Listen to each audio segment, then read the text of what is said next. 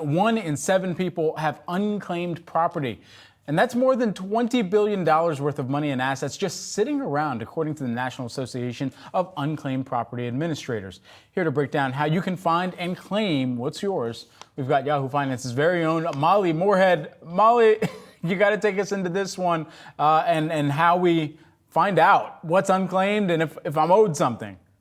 Free money, right? Yeah. All day long. So there are a variety of accounts that can commonly end up in unclaimed property, and it's things like unclaimed pensions from an old job or a 401k from an old job, life insurance policies, back pay, again, from previous jobs, and then savings bonds. You think about things that started out on paper and are now electronic. Any of that can get lost, but it's still yours and you should claim it. So where should people look? Yeah, well, I've got several websites to tell you. The Pension Benefit Guaranty Corporation, that's the federal agency that oversees private pensions, lets you look for any pension in your name with your name and last 4 digits of your social security number.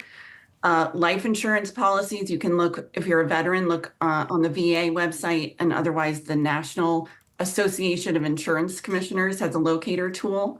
Labor Department is where you go for unpaid wages. Treasury Direct, that's where you find savings bonds. And then the best one, probably the best place to start really, is missingmoney.com. And this is going to capture everything that, aside from what I just mentioned, and it will find unclaimed accounts in your state. So you would put your name in and your state, and it will find anything that's gone to unclaimed property in your state. And I want to underscore, it's free to search all these websites. Wait, so how exactly does this all happen?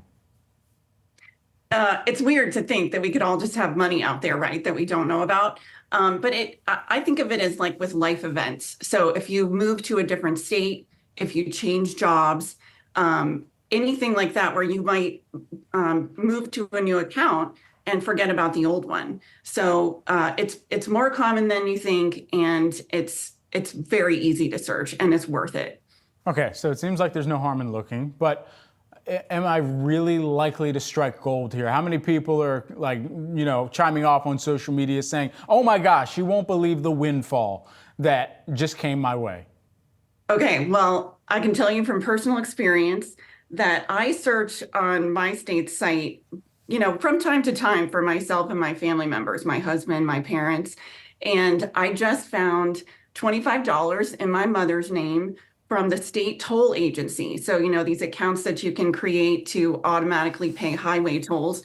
There was an overpayment, and so there's $25 in her name.